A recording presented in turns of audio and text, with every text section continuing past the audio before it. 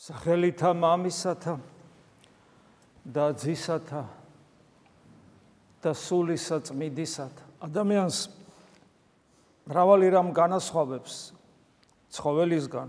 ერთ-ერთი რაც განასხვავებს არის ის, რომ ადამიანს ჩვევია ცაში ყურება. ეს ძალიან მნიშვნელოვანია. ცაში ახედვით ადამიანი წამის ყოფაში მაინც წყდება თავის პირუტყობას და წარმავალობას. მაგრამ ქრისტიანისათვის ცაში ყურება და ზემოთ ახედვა უფრო მეტად შინაარსის, ბევრად მეტად შინაარსის მატარებელია, ვიდრე ეს ერთგვარი ინსტინქტი ადამიანობისა, რომ ჩვენ მიწას არ ვეკუთვნით, ჩვენ ზეცის მოქალაქენი ვართ. როდესაც უფალი ამაღლდა, მოციქულები ასე იდგნენ და შესქეროდნენ ზეცას, გახსოვთ სიუჟეტი. და ანგელოზი ეცხადება მათ და ასე რას მისჯერები ხარ ზეცაში, როგორც წავიდა, ასევე დაბრუნდება. და ეს ერთგვარი სულიერი მეხსიერება ქრისტიანებში, რომ აი უფალი წავიდა და ასე მისჯერებიან თავიანთ საყვარელ უფალს, სადაც ის მიეფარა თვალსაწიერიდან. რა თქმა უნდა, ეს ზემოთ ახსვლა ვიზუალური გამოვლინება იმ საიდუმლოებისა, რასაც წარმოადგენს ამაღლება. ღმერთის ადამიანური ბუნებით ამაღლება. ესე ჰაერში აწევა და თვალსაწიერიდან მიფარვა, ღრუბლით დაიფარეს, ღრუბელი არ არის ჩვეულებრივი ღრუბელი, ეს არის საღვთო მადლის მოქმედება და საღვთო მადლის მიერ გადავიდა იქ ჩვენი გონებისათვის მიუწვდომლად, სადაც არც დროა, არც სივრცეა, არც მატერია, არც ეს ყოფიერება და დაждდა მარჯვენით მამის. ანუ სრული დიდებით განდიდდა ის ადამიანური ბუნება, რომელიც განახთო ღმერთმა ჩასახვისთანავე დედის წიაღში, სრულად განდიდდა ამაღლების ჟამს. რომ დაიფარა ჩვენ თვალსაწიერიდან ნიშნავს აი ამ სრულ განდიდებაში შესვლა. შევიდა სრულ განდიდებაში როგორც მღვდელმთავარი ჩვენთვის, ანუ ჩვენი მუდმივი მეოხი, მომხსენებელი ზეციური მამის წინაშე. და აი ეს მდგომარეობა, რომ ჩვენ ზეცას მივესწრაფით, ეს არის ძალიან მნიშვნელოვანი, რომელსაც არასოდეს არ უნდა მივიწყებდეთ.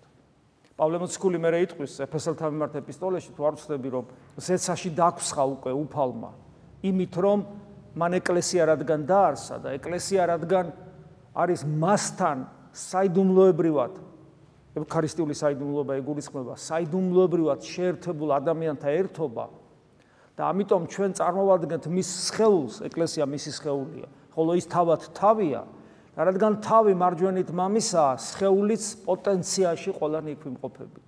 და ეს ჩვენი ზემოთ ახედვა, ეს არის არაუბრალოდ თქვათ გაუცნობიერებელი ინსტინქტი ღვთის ხატობისა და მსგავსობისა, არამედ ჩვენთვის ეს არის ეგზისტენციალური მნიშვნელობის, ჩვენ ზეცის მოქალაქენი ვართ. მეორე მხრივ ეს არ უნდა გადაიზარდოს უბრალოდ გარეგნულ გამოვლინებაში ადამიანობისა და ეს ამას უნდა ქონდეს ძალიან ღრმა გააზრება, საჭირო ამის ძალიან ღრმა გააზრება და გააზრება მათ შორის საღვთისმეტყველო და უნდა ვიცოდეთ, რომ იმისათვის, რომ აი ეს რასაც ეს ვიზუალურად გამოხატავს სახისმეტყველებითაც, რაც ვლინდება აი ამ მოძრაობაში, თორე ხო გესმით, ზემოთ ქვემოთ ხო არ არის, ეხლა ჩვენ რო აქ ზემოთ ვიყურებით, დედამიწის მეორე მხარეს ამერიკაში სად იყურებიან? ეხლა ჩვენ საწინააღმდეგოდ იყურებიან, ხო? დედამიწა ხოლმე გვალია. ანუ გესმით ეს მართლა ის კი არ არის კოსმოსური სივრცეების უჭრეტა და რაღაც რა მიმართულებით, ყველა მიმართულებით თითქოს. არამედ კიდევ ვიმეორებ, ეს არის სახისმეტყველებითი გამოხატულება, რომ ჩვენ აქავრები არ ვართ. და ამიტომ ამის საღვთისმეტყველო გააზრებაა საჭირო. და არა ისე, მაგალითად, როგორც მოციქულები ამაღლების წინ ეკითხებიან, გახსოვთ, როდის მოაწევ, როდის დაამკვიდრებ შენ სამეფოს. გახსოვთ, როგორ ეუნებიან. უფალი საკმაოდ მკაცრად და ცოტა თითქოს უხეშათაც მიმართავს. ეგ თქვენი საქმე არ არის. ეგ თქვენი საქმე არ არის. ანუ თუ ჩვენ გვინდა, რომ აი ღვთის სასუფეველი სხვანაირად განვიცადოთ, ფიზიკურად განვიცადოთ, რაღაცა ხეირი ვნახოთ ამ ქვეყნიური თვალსაზრისით, უფლის სიტყვები არ დაგვავიწყდეს, რომ ეს ასე არ არის. ერთ ადგილას ამბობს კიდევაც უფალი, რომ სასუფეველი არ მოვა აი ესე ვიზუალურად.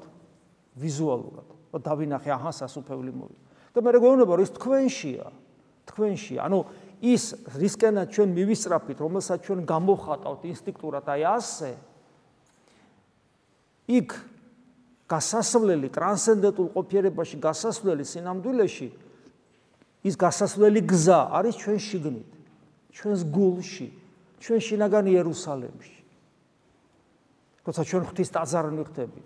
რა თქმა უნდა, ჩვენ ამას ასე მარტო ვერ მოვახერხებთ. ეს უბრალოდ შეუძლებელია. ადამიანს მაგის უნარი რო კონდეს, რომ დამოუკიდებლად თავის გულში შევიდეს და მიღმიერ სამყაროში გავიდეს, რაღა გვიჭრის. ჩვენ ამის უნარი კი არ გვაქვს. ეს ჩვენთვის შეუძლებელია. უფალი ამას ამბობს, რომ ადამიანისათვის სასופველოში მკვიდრობა შეუძლებელია, მხოლოდ ღმერთის მიერ არის შესაძლებელი. ამიტომ დიახაც ეს შეუძლებელია, მაგრამ მეორე მხრივ ჩვენ მარტო არ ვართ. ჩვენ საერთოდ სათნოებების აღსრულების ჟამს არასოდეს არ ვართ მარტო. იმიტომ რომ ადამიანს რაღაცა პატარა მიწიერი სიკეთების გაკეთება, თქვა, შეუულია, რაღაც ყოველსაც შეუულია, პატრონი დაიცვას, ხო? მაგრამ აი ის, რასაც სათნოება ქვია, ანუ საღვთო სიკეთე, ანუ ის სიკეთე, რომელიც მე ღმერთთან დამაკავშირებს, ადამიანს ამის გაკეთების უნარი არ აქვს.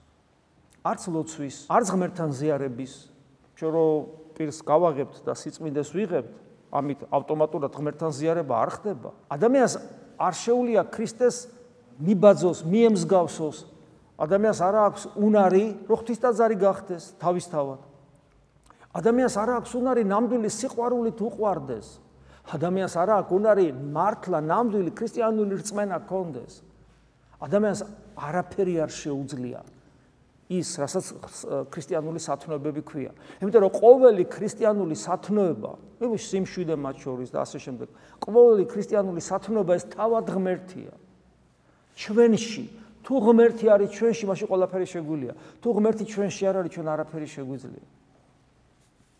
ჩვენ ქრისტიანობის გაგების უნარიც არა გვაქვს თავად ღმერთის გარეშე. აი დღეს მაგალითად აღმოვიკითხეთ ლუკას სახარებაში, როცა მკვდრეთით აღდგარი მაცხოვარი ეცხადება. ნახეთ რა გვწერია, მაშინ როცა გამოეცხადა მკვდრეთით, რას ნიშნავს როცა გამოეცხადა? როდესაც მოციქულებს დაუდასტურდათ, გამოცდილებითად დაუდასტურდათ, რომ ქრისტე აღდგა მკვდრეთით. ხედავენ არჯერად, გახსოვთ დღეს ავიკითხეთ. ხედავენ, ესე ხედავენ. მანამდე მენესაცხლება დედება ნახეს, ლუკამ და კლეოპამ ნახა, თქვათ, უყვებიან დანარჩენ მოციქულებს. მერე ყველა მოციქული ხედავს და თომას ეუნება. მოკლედ, არავის არჯერა, სანამ პირადი თავისი გამოცდილებით არ დაუდასტურდათ. სანამ არ დაუდასტურდათ გამოცდილებით. ამ გამოცდილების გარეშე, ანუ მკვდრეთით აღდგარი მაცხოვარი თუ გამოცდილებითად არ დაგიდასტურდა გულში, შენ არც ქრისტიანი ხარ და წმინდა წერილის გაგებაც არ შეუძლია. ეხლა ჩვენ რო ეს განვარცხოთ, ეგრე ხომ არ არის, რომ ადამიანები რო წმინდა წერილს არ კითხულობენ და ეზარებათ და იზარებენ წმინდა წერილთან ურთიერთობას, არ აინტერესებთ, არ ენატრებათ, არ უყვართ, არ უღმავდებიან. ეგების ადამიანებს ასე დროს რწმენა არ აქვთ. იმიტომ რომ წმინდა წერილი ისეთი საინტერესოა, აი სასწაულია, აი მხილ ამ სისქე წიგნია პატარა. ის თუ გაიხსნა, ყოველდღე რო კითხულობ და 100 წელი რო იცხოვრო და მეტიც ყოველდღე უფრო და უფრო საინტერესო ხდება წმინდა წერილი ესეთ თვისების არის. და ამას ადასტურებს არა ეხლა ამ წუთში ერთი თეოდორი, არამედ ამას ადასტურებს 2000 წლოვანი გამოცდილება ეკლესიისა და უამრავი წმინდა მამის პირით ხმოვანდება ეს, რომ ეს ასეა. მაგრამ ეს ის ადამიანები არიან, ვინც მკვდრეთით აღდგარი მაცხოვრის გამოცდილება, ანუ ადამიანური სიცოცხლე რომ არადიული გახდა, ამის გამოცდილება შიგნით აქვთ. და ეს ჩანს მეთქი დღევანდელ სახარებაში. როდესაც მათ ირწმუნეს, რომ ქრისტე აღდგა მკვდრეთით, ანუ მათ წინაშე ღმერთია, ადამიანური ბუნება მიიღოთ, ეს ადამიანური ბუნება, რადგან ღმერთმა შეიერთა, ის შეუძლებელია მას სიკვდილმა გაიმარჯვოს და აღდგა მკვდრეთით, ეს გამოცდილება რომ მიიღეს, მათი რწმენა რომ გაცოცხლდა, მაშინ განუხნა გონებანი მათნი გულისხმის ყოფად წიგნთა.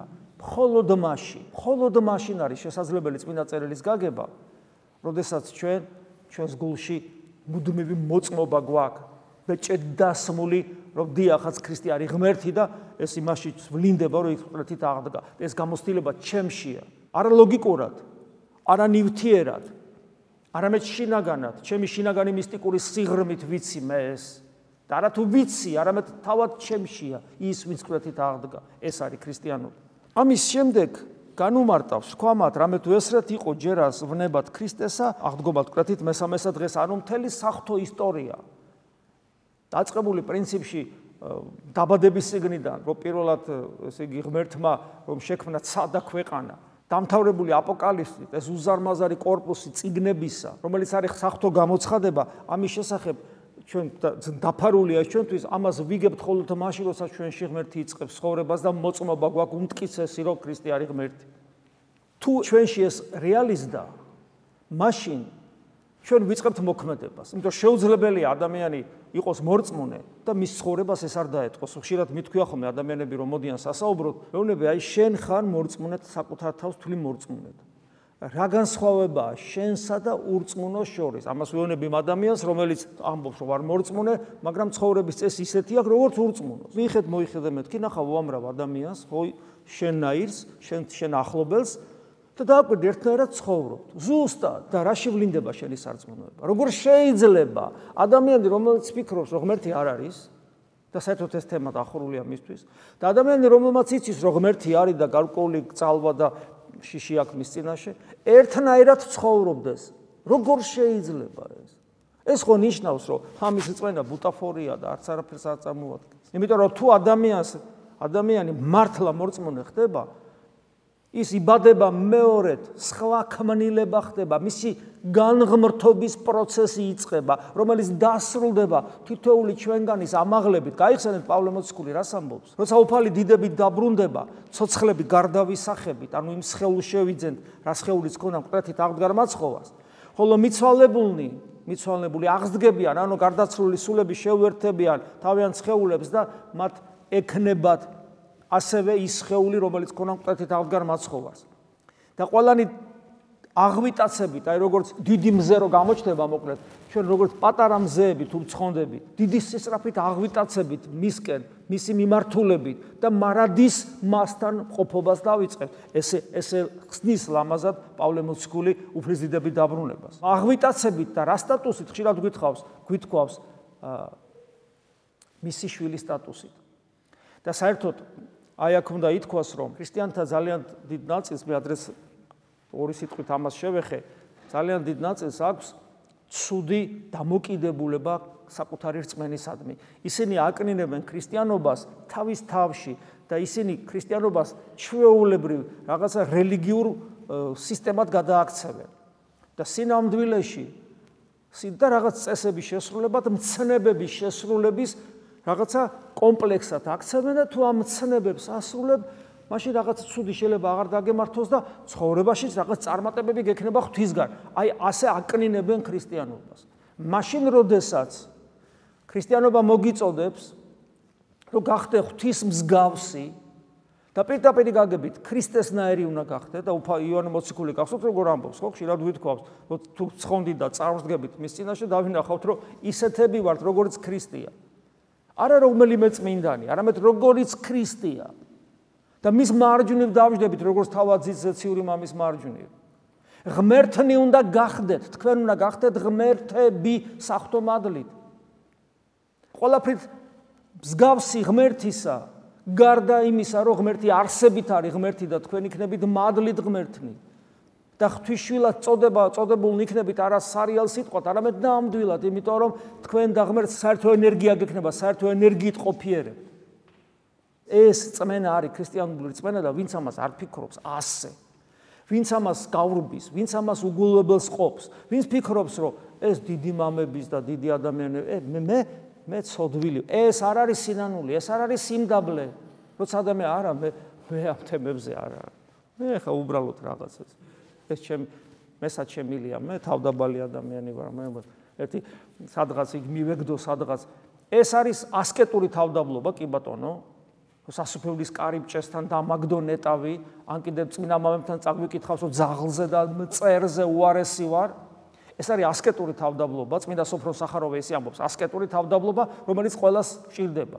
მაგრამ არსებობს საღვთისმეტყველო თავდაბლობა და საღვთისმეტყველო თავდაბლობა ეს არის როგორც წმინდა სოფრონ სახაროვი ამბობს საღვთისმეტყველო თავდაბლობა არის ცეცხლოვანი სიყვარული იესო ქრისტესი და თუ ადამიანს ასეთი და ამგვარი თავდაბლობა არ აქვს მაშინ მისთვის სინანული არ არსებობს იმიტომ რა არის სინანული ხო სინანული არის იმ დიდი უზარმაზარი დისტანციის გადალახვა სადაც ვარ და სადაც უნდა ვიყო და მე თუ არ ვიცი სად უნდა ვიყო და წინასწარ მონიშნული თუ არა მაქვს რომ მადლით ღმერთები უნდა გავხდე და ღვთისშვილები ეს თუ მონიშნული წინასწარ არა მაქვს რომელ სინანულზეა ლაპარაკი აღარ მოვიპარავ აღარ ვიმბუშებ აღარ დავთვრები სიგარეტს აღარ მოვწევ აღარ შევიგინები დილას აღამბოს ცოტა სვილოცებ კვირაში ერთხელ მოვალ პირს გავაღებ სიწმინდეს მივიღებ და თავი მეგონება ვინ ქრისტიანი მაშინ როდესაც ქრისტიანი არ ხარ იმიტომ რომ ღმერთის შვილობას და მადლით ღმერთობას არაპირებ არ ფიქრობ ღვთის სიტყვები აღარ გესმის იყავით სრულყოფილნი ვითარცა ზეციური მამა თქვენი სრულყოფილი და ამაღლების დღესასწაულს რაფასი აქვს ჩვენთვის თუ ჩვენ არც გვეგულება ჩვენი თავი ამაღლებულად მარადისობაში ღვთაებრივი სრულყოფილების მსგავს ქონე არსებებად ეს არის ჩვენი ხვედრი ეს არის ქრისტიანობა და ამაზე ნაკლებზე ფიქრი საღვთისმეტყველო თვალსაზრისით არის მკრეხელობა ეს არის შეურაცხყოფა ღვთის ამისთვის მოკვდა იესო ქრისტე ამისთვის ღმერთი galaktikების შემოქმედი აი წარმოედგინეთ ცას შეხედე სირიუსის ვარსკვლავს შეხედე ესე იგი ირმის ნახტო ხა თბილისი ირმის ნახტომი არ ჩანს მაგრამ სადმე თუ გახვალთ ბუნებაში ეს გადადღაბნილი ცაროა ვარ ჩვენი galaktikis ცენტრით ეს საოცრება ესე იგი განსაცვიფრებელი და ჩვენ რას ვხედავთ სამყაროს ისეთ უმნიშვნელო ნაწილს რომ არც კი შეიძლება ჩავთვალოთ რომ რამეს ვხედავთ ეს და წყნარი ოკეანის წილად გეხარ და რაღაცას რო ხედავ და იმის იქით რამ ხელა და რო ვერ ხედავ კიდე უფრო შეუდარებლად ვერ ვხედავთ მაგრამ რასაც ვხედავთ წარმოიდგინეთ რა სიდიადეს და აი ამ ყოველივეს შემოქმედი გონება მიუწვდომლად დიადი გონება მიუწვდომლად ძლიერი ეს ვინ შექმნა აი ესე მოვიდა აი ესე წვერი ქონდა ხელები ქონდა ჩვენერი ფიზიოლოგია ქონდა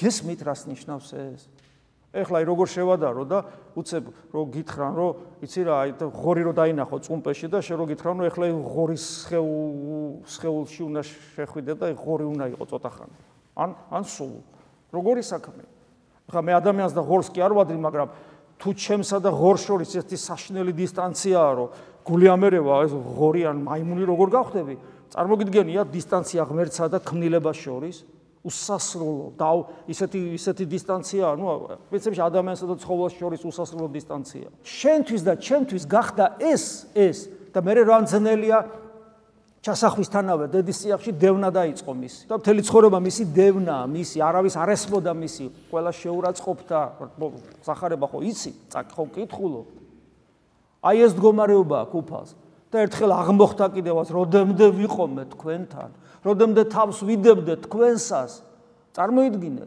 და ღვთისაგან მიტოვებულობის განცდა რომ აქვს ჯვარზე ღმერთო ჩემო რატომ დამტოვე ეს ყველაფერი გააკეთე რისთვის რომ შენ სანთელი დაანთო ესე იგი და ფიქრობდე რომ ეხლა არ მოკლავ არ მიმრუშებ არა ესა და ესე ამისთვის მოვიდა რაში ჭირდებოდა ღმერთის ადამიანად მოსვლა რაში ჭირდებოდა ეს ამხილა რაღაცა გამაოგნებელი ტრაგედია დრამა ჯვარცმა სიკვდილი ფურთხება ცემა და ეხლა ამაღლება და სულიწმინდის გარდამოსვლა რა მანამდე რელიგია არ არსებობდა თუ რა ვერ გავიგე წინასწარმეტყველები არ იყვნენ თუ რა რატო ხდება ეს იმიტომ რომ შენ აი ესე უბრალო ქმნილება შენი საშინელი ფიზიოლოგიით ადამიანი ცხოველს გავს ღმერთი უნდა გახდე გესმით ღმერთი ადამიანი გახდა იმიტომ რომ ადამიანი გახდეს ღმერთი ეს ამაღლება ამას ნიშნავს და ადამიანი რომელიც ამას უგულებელს ყოფს მკრეხელი არ არის მკრეხელია იმიტომ რომ უგულებელს ყოფს ქრისტეს აემხელა ღვაწს რომელიც რო გავიაზროთ აი ეს დიდებული ღმერთი რა გახდა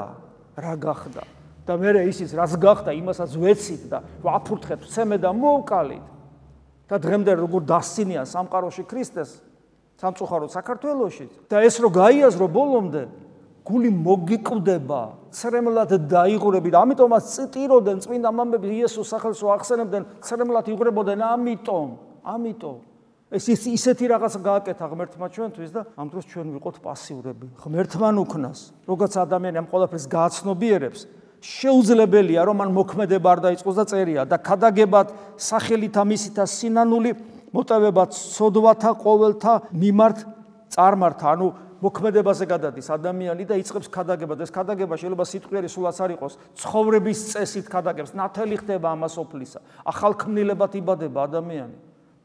იმიტომ რომ ეს ცოდნა მიიღო და დაინახა, რომ რისი ღირსი გამხადა ღმერთმა, წარმოგიდგენია და იწყებს ცხოვრების წესს განსხვავებულ, რომელიც უკვე არის ქადაგება. ცხოვრების წესი არის უკვე ქადაგება. ეს ყველაფერი დაიწყეთო, ანუ მისიონერობა, ქადაგება, ცხოვრების წესი, თქო დაიწყეთ იერუსალიმი და ჩვენ შემთხვევაში ხშირად მithქვავს გული, საკუთარ გულში. თუ შენ ქრისტიანი არ გახდები, აი ისეთი, რასაც მე გელაპარაკები, სასაცილოა, რომ სხვას რა უნდა აჩვენო და სხვას რა უნდა უქადაგო და სხვას რა უნდა დაუმტკიცო. შიგნით უნდა გახდე, აი ის ცეცხლი ქვია ამას, უფალი პირდაპირ ამბობს, რომ ცეცხლი უნდა მოუფინო თქვენს გულებზე და ეს ცეცხლი შენში თუ არ აინთო, შენი სიტყვა ჯობია გაჩუმდე, ჯობია არცად არ თქვა, რომ ქრისტიანი ხარ, სირცხვილია ეს, იმიტომ რომ ცეცხლი უნდა იყოს შენში. და ამიტომ წერია, იწყეთ იერუსალიმით და მე აგზელებთ, თქვენ ხართ მოწამე ამის ყოვლისა, მოწამე. ანუ ჩვენ უნდა დავამოწმოთ ჩვენი ცხოვრების წესით, რომ ასეც ახლა მე თქვენ გელაპარაკებით, ეს არის ასე. და ჩვენ უნდა დავამოწმოთ ეს ჩვენი ცხოვრების წესი, თქო უნდა დავიწყოთ საკუთარი გულიდან, ეს ყველაფერი ჩვენს გულში უნდა მოხდეს. ამაში რომ მარტონი არა ვართ და ამას მარტო რომ ვერ შევძლებთ, ამიტომაც გვეუბნება. აჰა, მე მოგივლინო თქვენ აღთქმა იგი მამისა ჩემისა. და ეს აღთქმა სად მოდის? დასხედით ქალაქსა მაშინა იერუსალიმსა და აი იერუსალიმში, ანუ გოლში შეიძენთ ძალას მისგან, ვისაც მე თქვენ მოგივლეთ. ანუ სულიწმიდა ღერთი მოვა და მოგცემს იმ ძალას და ენერგიას, რომლითაც დაიწყება ჩვენი განღმრთობის პროცესი. ამაღლების წინა პერიოდის რა იყო ეს? როცა აღდგა მკვდრეთით, ესე იგი მათთან ერთად იმყოფებოდა, თანაექცეოდა და ამცნდა უმეორებს, აი აქ იმეორებს წმინდა წერილი, რომ იერუსალიმს ნუ განეშორებით, გულს ნუ განეშორებით, იგივე მაგას ნიშნავს, მოელოდეთ აღთქმას მამისა ჩემისა, ანუ სულიწმინდა ღმერთს, რომელიც გესმათ შემგან და მიიღებთ ძალას, როცა სულიწმინდა მოვა თქვენზეთ და იყვნეთ მოწამე საქმე მოციქულთაში იგივეს იმეორებს, რაც ლუკას სახარებაში იყავით, იქნებით მოწამე იერუსალიმში და ყოველსა ჰურიასტასა და სამარიასა და ვიდრე დასასრულამდე ქვეყნისა და ამას რო ამბობს ესე იგი ამაღლდა ზეცად და მე ესე უყურებდე და ღრუბელმა შეიწყნარა, ანუ საღვთო მადლმა დაფარა. და აი აქ არის ერთი საინტერესო, რასაც მე თქვენ გელაპარაკებით და რო ეუნება, რომ გულში იყავით, რომ დაელოდეთ მადლს და რომ უნდა დაამოწმოთ მთელ სამყაროში, დავალებას აძლევს, ხო? დავალებას აძლევს, მანამდე გაუხსნა გონებანი და ეს გამოცხადებითი ჭეშმარიტება შეიმეცნეს, ანუ წმინდა წერილში რაც არის, ამ ყველაფერს ველაპარაკება. ამ ლაპარაკში აი ამ ყველაფერზე კურთხევა მისსა და წერია ესე და იყო კურთხევასა მას იესოსა მათთა მიმართ, ანუ ეს ყველაფერი რო უთხრა, ამ ყველაფერზე რო აკურთხა, აი ამ კურთხევასთან ერთად, ნახეთ როგორ წერია ვიმეორებ და იყო კურთხევასა მას იესოისა მათთა მიმართ, განეშორა მათგან და აღვიდოდა ზეცად, ანუ თან აკურთხებს და თან იწევა ჰაერში. ანუ ეს ნიშნავს იმას, რომ ეს კურთხევარი განგრძობითი, სანამ არ დაბრუნდება ეს კურთხევა მთელ სამყაროზე, ანუ ფაქტურად ქრისტიანებზე აქტიურია, მოქმედია და სავალდებულოა. მათ შორის ჩვენზე მიუხედავად იმისა, რომ 2000 წელზე მეტი გავიდა. აი ეს არის. და რაც წეგან გითხარით, აი რომ უყურებდნენ და ანგელოზები რო ეცხადება და როგორც ამაღლდა, ასე დაბრუნდება. ამიტომ დიახაც ჩვენი მზერა უკვე გონების მზერა ამ შემთხვევაში და არა თვალის მზერა, გონების მზერა ზეცას არის მიპყრობილი და საოცრება. როცა ჩვენ ასე ვცხოვრობთ, ჩვენი გული თავად გადაიქცევა ზეცად, როგორც წმინდა ისააკ ასური ამბობს და უფლის სიტყვების მიხედვით, როცა იგი ამბობს, რომ ქრისტეს ერთგულებით მაცხოვრებელი ადამიანის გულში ყოვლა წმინდა სამება ღმერთი მკვიდრდება. და მოციქულების რეაქცია საბოლოო ჯამში ესეთი იყო, რომ ესე იგი თაყვანის წეს, მერე წავიდნენ, მოიქცეს იერუსალიმად. კვლავ ჩვენთვის სიმბოლური განმარტებით ეს არის გული, ანუ გულში ჩაბრუნდნენ, ადამიანი ბრუნდება რწმენას რომ მიიღებს, ბრუნდება გულში სიხარულითა დიდითა და ესე იგი მარადის აქებდნენ და აკურთხებდნენ ღმერთს. ანუ მისი ცხოვრების წესი არის, ადამიანის ცხოვრების წესი არის მარადიული ქება დიდება ღვთისა.